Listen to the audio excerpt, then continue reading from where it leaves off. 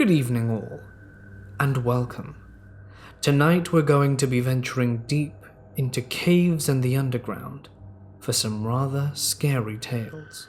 So I hope you're ready, because it's time to get comfortable and let the darkness take control. I went exploring with a bunch of friends at the Allegheny Lunatic Asylum. Portions of this place are underground. The buildings were left with hospital equipment, beds, books, patient files, literally everything. It's eerie as if a zombie apocalypse occurred and everyone left.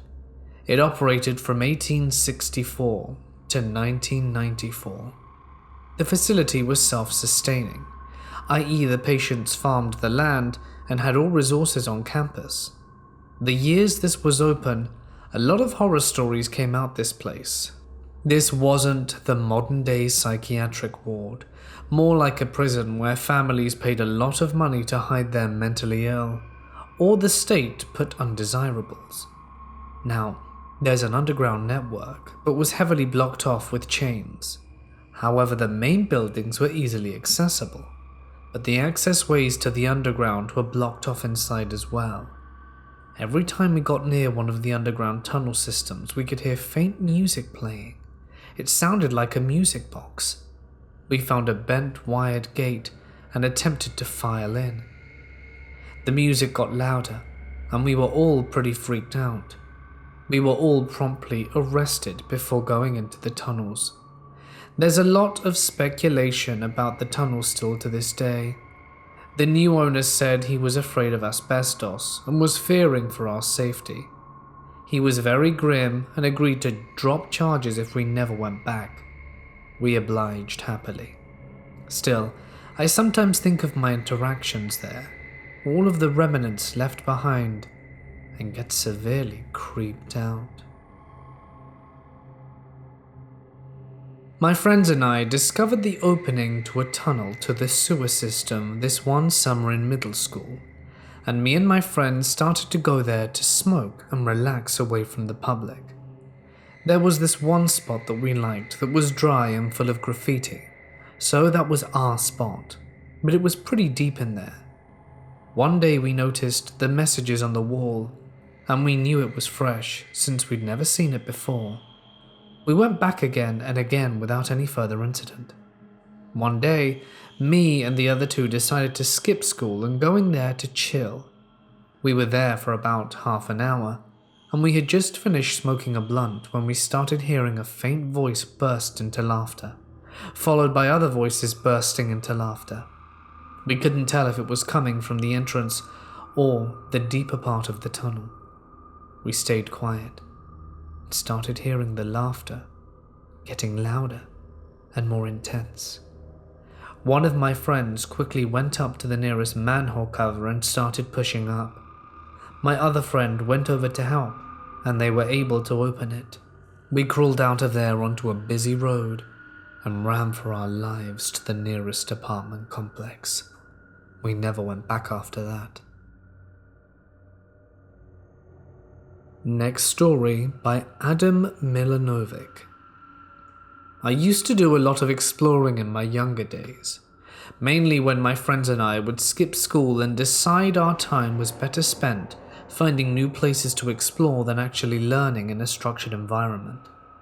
I'm Australian, and one of our favourite places to explore was a place called White Bay Power Station, which was a coal-powered station that closed its doors on Christmas Day, 1983. We were exploring between 97 and 2000, so the decay had well and truly set in by this time. On a side note, films such as The Matrix Reloaded and Mission Impossible had parts filmed here. Anyway, this place was absolutely huge. It had all of the usual abandoned adornments, such as graffiti and satanic signs and messages scrawled over the walls. There was also a time we went and found a freshly dead pigeon, which had a noose around its neck. It was multi-leveled. The exact number of levels were too hard to determine because it would all depend on which flight of stairs you took, which part of the power station you entered from, and which actual part of the power station you were in. On some flights of stairs, you could be 8 floors up and be able to see through the metal staircase you were standing on due to it decaying from rust. The most dangerous thing about this place was the way some levels would just drop off. There would be a big concrete platform, then nothing, no railing or anything to stop you falling off. There was also a door which we opened that took us to the roof. A roof I nearly fell off of because I got dizzy from the sheer height of it. Though the scariest part of the whole power plant were the big chutes that they used to store the coal in.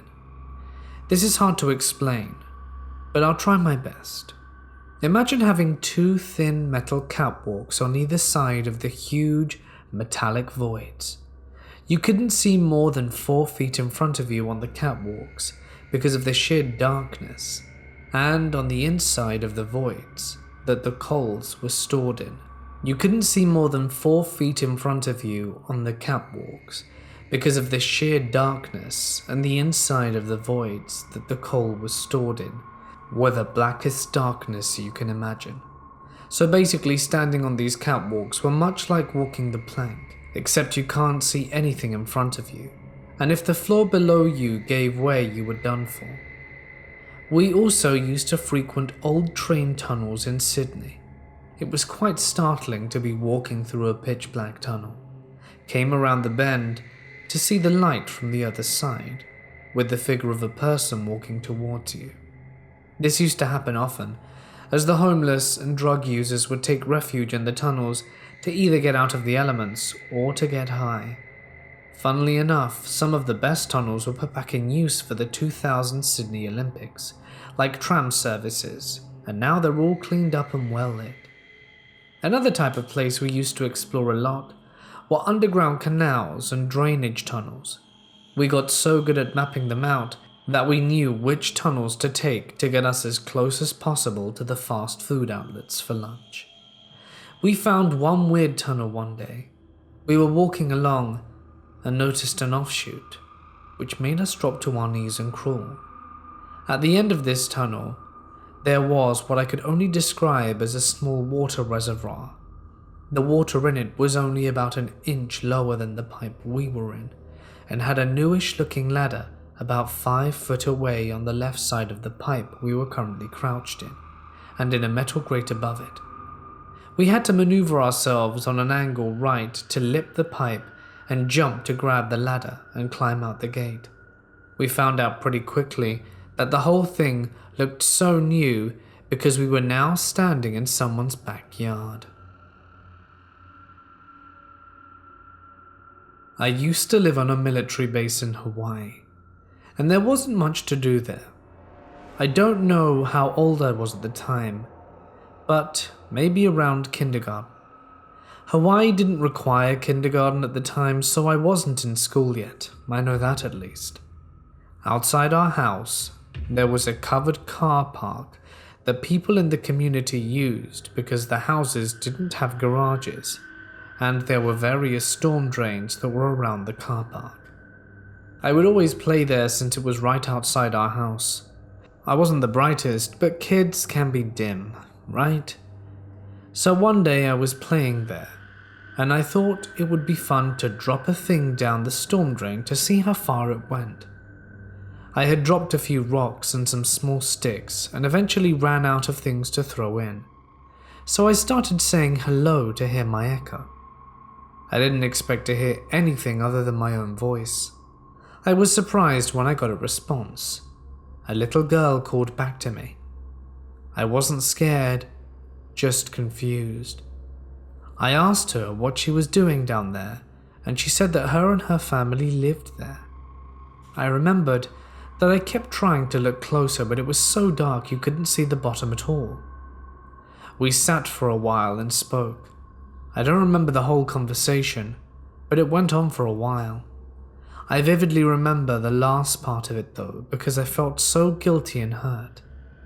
Years later, I still do, even though I'm not entirely sure it happened. She wanted to play with me, and I said I could invite her in for dinner, and she got really excited by that idea, So I ran inside and asked my mum if my friend could come over for dinner. She said no, and she wouldn't let me go back out to tell her.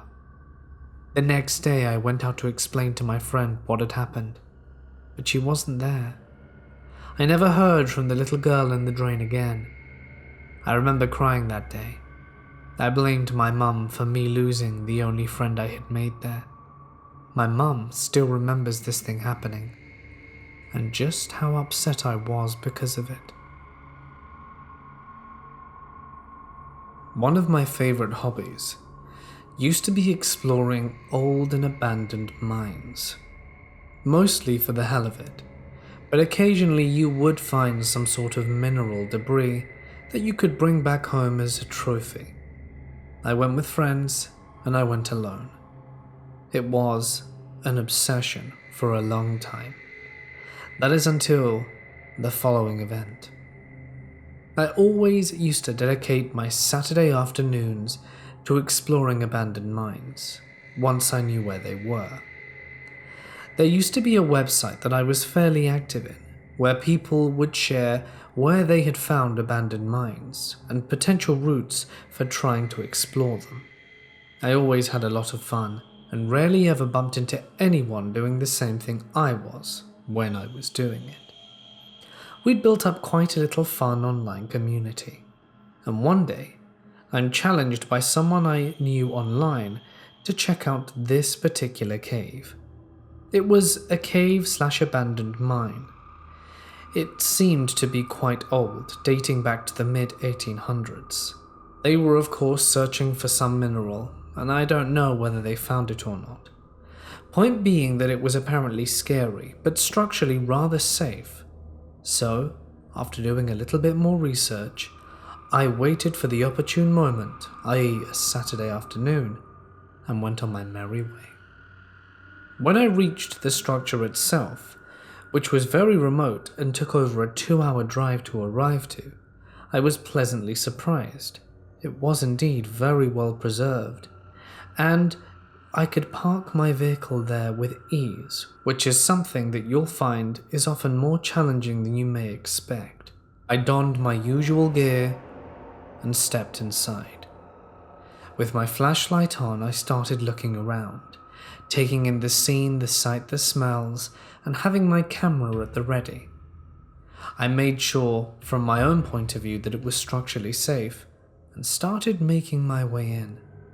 This was always the best part, leaving the light behind and entering a world of darkness. It was like being swallowed whole. After a few footsteps, it became eerily dark, and the smell of damp permeated my nostrils. I loved exploring. Clearly, I wasn't the first person to be here.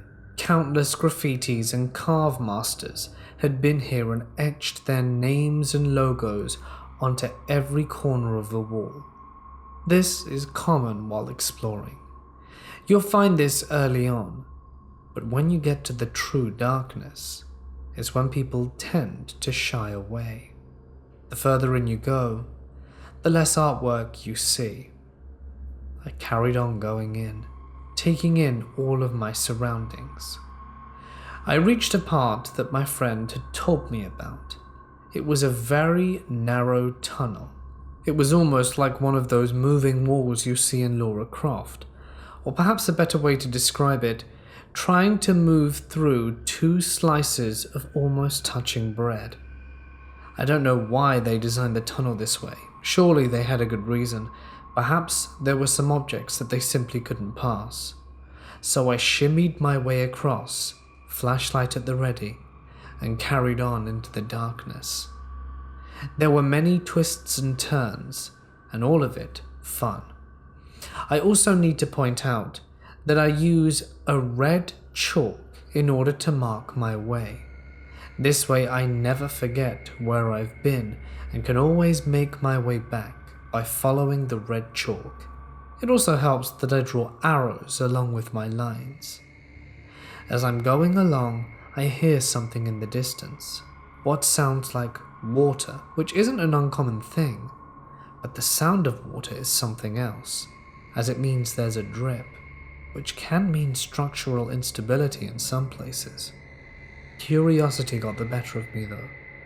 This was certainly an interesting cave. Lots of debris and lots of interesting stuff being left behind. I'd found an old mining helmet, funnily enough. I didn't dare take it though. I like to leave history where it remains, but carried on my exploration. By this point I was fairly certain that I was one of the few people who'd ever ventured this far in quite a long time.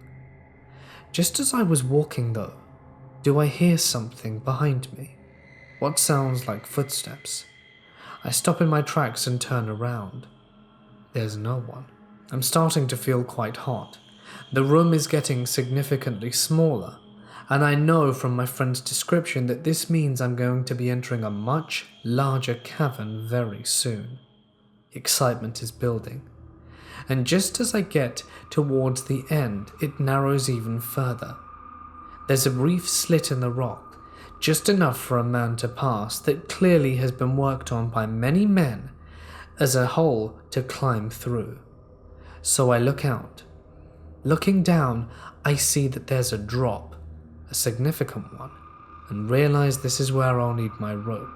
Fortunately for me, I think I can make the jump, and with the rope secured, make my way down. This place was volatile as hell. There were a few holes in the middle.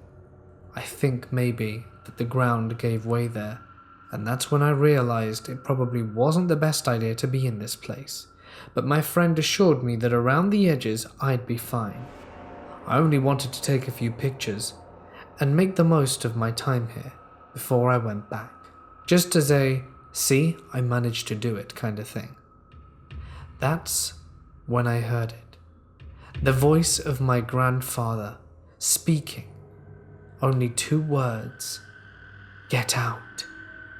They echoed through the cave, and I turned around to where the sound had originated from, to illuminate nothing and no one. The thing is, my grandfather has been dead for 20 years. This severely creeped me out. I decided to put 1 foot back on the rock and make my way with the rope back up to the small passage. I looked out again after I'd got my picture and wondered what that was all about, and told myself that it had all been in my head.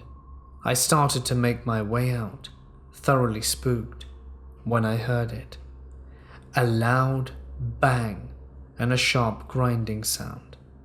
It was unmistakable.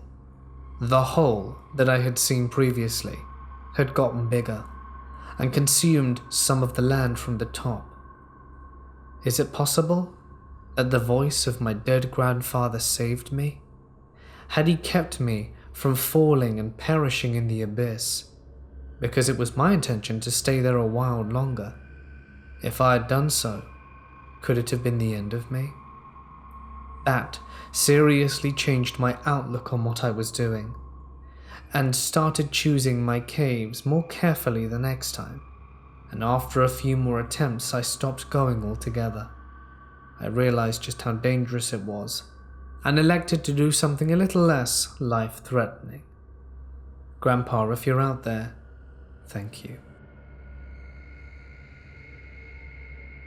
One of the strangest things that ever happened to me was one time when I was first married, around 1987. I took my wife's brother and 3 nephews camping in a cave. It was located on Highway 17 near Waynesville, Missouri, near the Gasconade River that's not too far from Fort Leonard Wood. This is a huge cave and can be seen from the highway. Directly on the other side of the highway was the Ruby Doo River. It ran along the highway and dumps right there into the Gasconade River. The cave has 2 large openings. The bigger one has a stream running out. The smaller one to the left has a high dry level place where we can all set up camp, big enough for all 5 of us.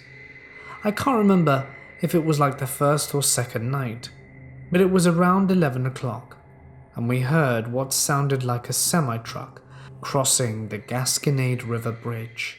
Then all of a sudden we heard a horrendous crash, like metal bending and trees crashing, and it all grew silent, and we could hear what sounded like pieces of metal still sliding and clinging down the road, and then silence.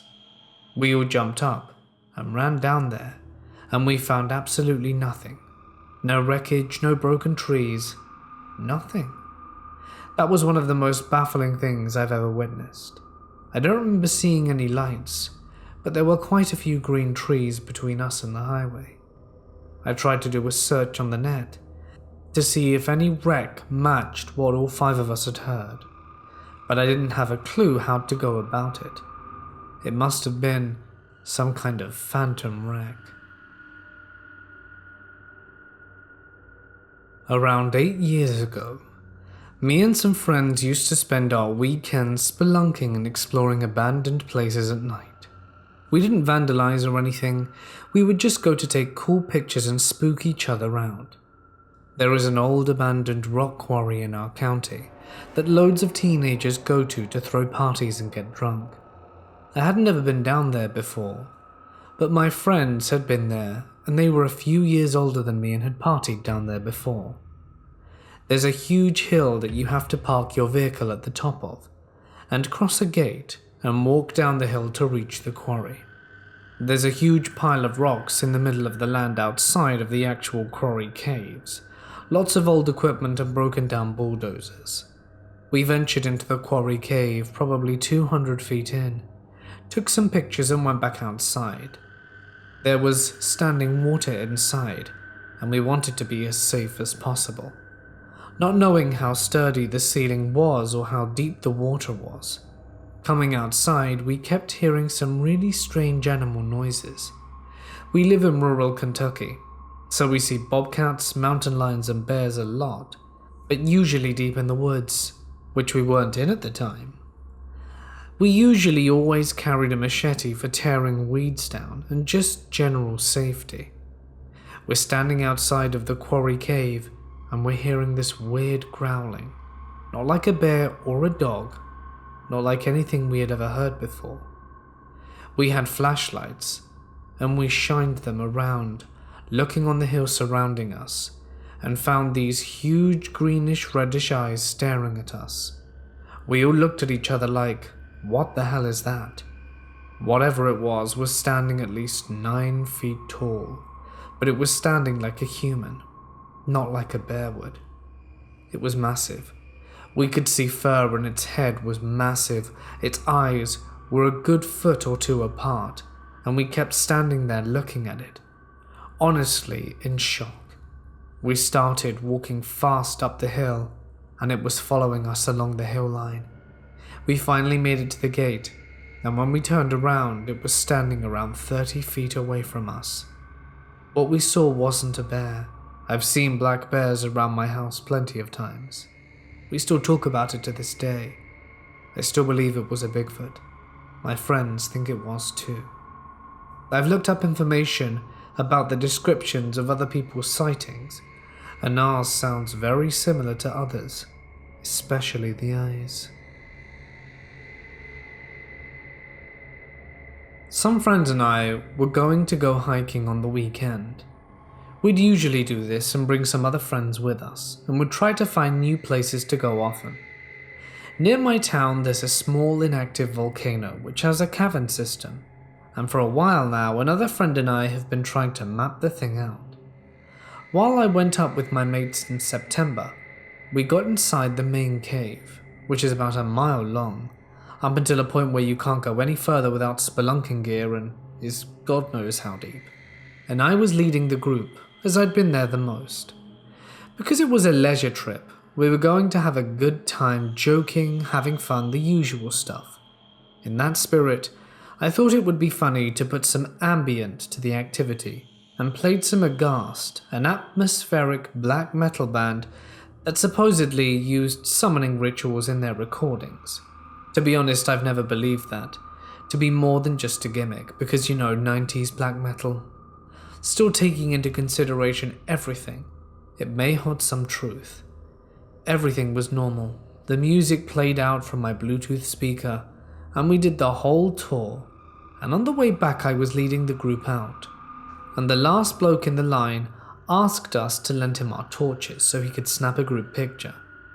We just turned 180 and did so, posing and kept hiking.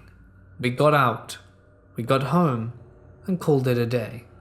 And this is where stuff gets interesting. Normally after a long hike I tend to sleep really soundly when I arrive home, but that night I kept feeling uneasy, like something bad was going to happen. I didn't sleep much. The next day one of my mates posted a picture, and we noticed that indeed something was next to me in one of the pictures. So I guessed that was the reason, that when I got home that night I swear I could see the thing for glimpses, with its pale face and pitch black eyes just staring at me, like it was sizing me up for something. When I went to bed, I wanted to crap myself. I could see it standing by the door, getting closer to me. At some point, I just started cursing at it, telling it that if it wanted to go down in my own home, I would put up a damn fight. And surprisingly, that thing looked puzzled at that, like an actor that doesn't know how to follow with another actor ad-lib something. I kept at that, and it just left. This thing didn't surrender though, just for a couple of weeks. It started throwing pebbles at my window and making strange noises. But little by little it just stopped, as if it got bored. My two friends and I were hiking in a national park. We decided to hike the trail, which had much less traffic, and arrived early in the morning. My friends and I did smoke a little bit of the green stuff, but were not high out of our minds. We were talking about peyote and its psychoactive substance, mescaline, when an older man dressed in shorts, hiking boots, a shirt, sun hat, and with a walking stick overheard us talking about this and decided to get up from the rock he was sitting on to join us on the rest of our hike. We arrived at the entrance of the cave. The older man stayed back while my friend and I explored it.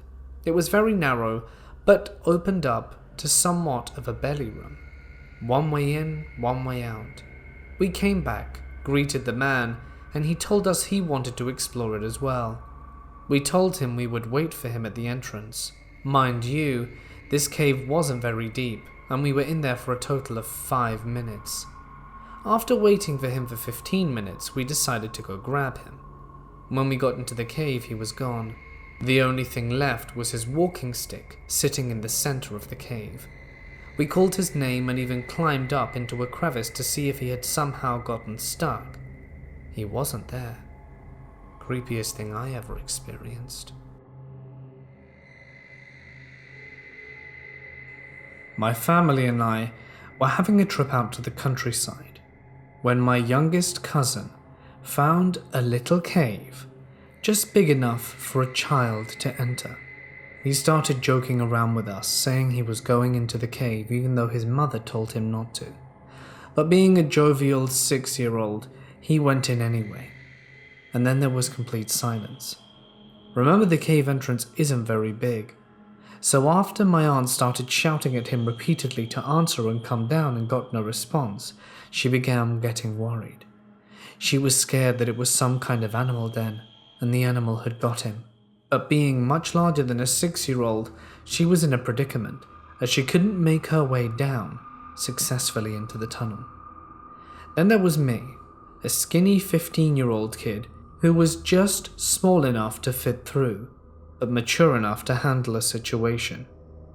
I volunteered myself as tribute and made my way with my mum's phone as a flashlight into this small cave.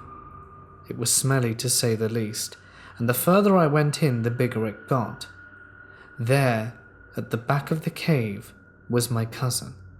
He was passed out. I shined the phone flashlight around in all directions and couldn't see anything amiss. So I gave him a gentle kick in the stomach and asked him if he was okay. He didn't respond, so I flipped him round and he was breathing. Had he fallen asleep? I wasn't entirely sure. I grabbed him and started pulling him out. The hardest part was getting him through the main hole, but he started waking up and crawled his way out by himself. His mother was furious, but the creepiest thing was when she asked what made him go in there in the first place. He said, "The little man asked me to come in, Mummy. He said he wanted some friends." "What little man? There was no one in there," I interject. There was the little man. He was about the size of my hand, and by the time I got inside, he told me to go to sleep, and I did. It was some of the creepiest stuff I've ever heard. There was no one else in that small cave, no little men. It makes me wonder what the hell he saw, or if he just imagined it. This happened to my mum.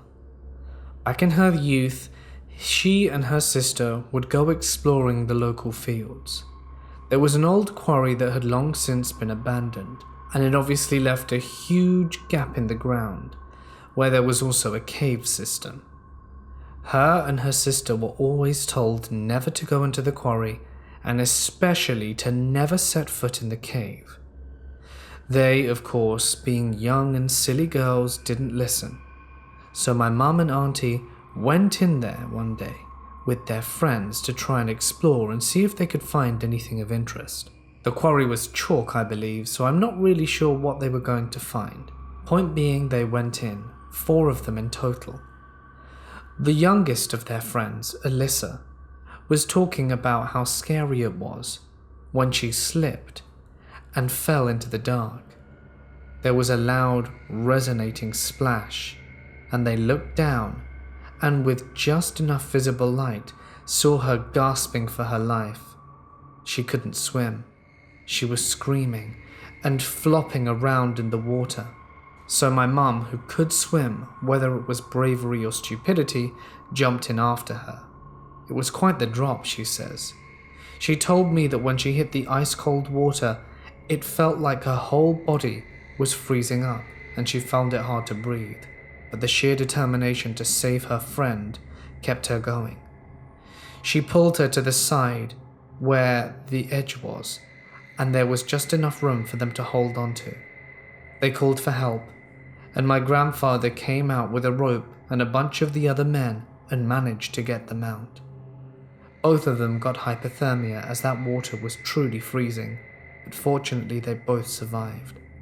After that, they got the local government to close the entry and put a huge metal seal on it so that no one could enter. Turns out, they weren't the first people to go exploring, and in the past other kids had gone in and actually passed away, meeting their end in the icy cold abyss, something that my mother's friend very nearly suffered. A family member of mine got caught in a silo. He fell in, and it was like quicksand and nearly drowned. He was buried up to his neck before it was shut down, and the sinker stopped. Occasionally the grain on the surface of the pile would crust over, because moisture makes grains sticky and form a hard top. This top is generally hard enough to walk on.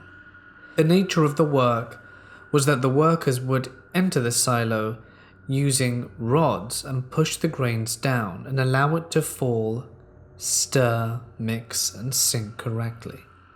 Basically, unstick it by pushing it, so that's what my family member was doing when he got stuck. He pushed some down and brought down a larger portion that must have had an air pocket below him, and the area he was standing on fell away. His feet were buried, and to lift them you'd need to overcome the weight of the grain, packing in and filling all available space. Not safe since the workers weren't tied off. Other persons in the silo were distracted working on another spot. Two-way radios don't work inside of them because they're silos, and also while pushing the grain down, the auger is running.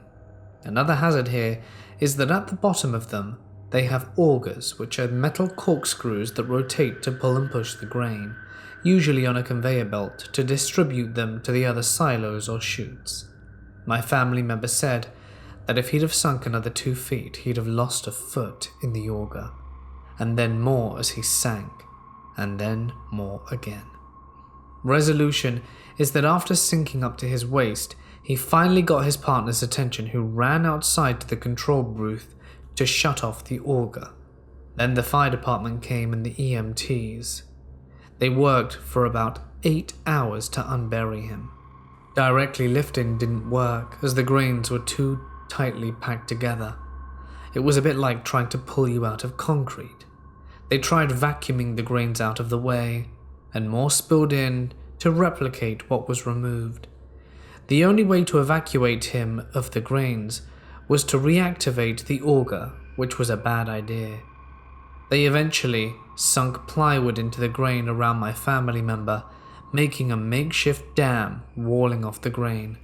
They could then vacuum enough out to continue lifting without the grain replenishing. He spent 4 days in the hospital from mild crushing and pressure-related trauma, but generally did okay. There was also some muscle damage from failed attempts to pull him out, torn tendons and stuff. As you can imagine, that was a nerve-wracking day. A few years ago, a friend and I went to explore a nearby limestone cave. I had been there before, but never gone very deep. I have read of a waterfall which eventually leads to an expansive area beyond, so we set out to try and find the path. Since we'd never been on this route, we took turns going forward and checking back to avoid passing points of no return, without one of us being above with a rope to toss down. After the familiar route was behind us, we found a tight climb down. The squeeze was like going from the front seat to the back seat in a compact sedan that's vertical. No problem. Next we find a tunnel, wide but short. We took our packs and dragged them behind our feet, while we crawled maybe 15 to 20 meters. It was getting a little claustrophobic, but we knew what we were getting into. We came to a small opening about the size of half a bathroom. This space we could stand in, and so was a bit of a relief. The path forward was a small square tunnel, the same height as the previous route, but maybe 2 meters wide. We jokingly called it the coffin crawl. This route required us to go one behind the other, and led to a 90-degree turn. At the turn I could see this path continued on past the range of my headlamp, but mostly all seemed level and safe. At this point, slowly, it became apparent the path was getting more narrow ever so slightly. If we wanted to turn back, we would have had to have crawled backwards in single file.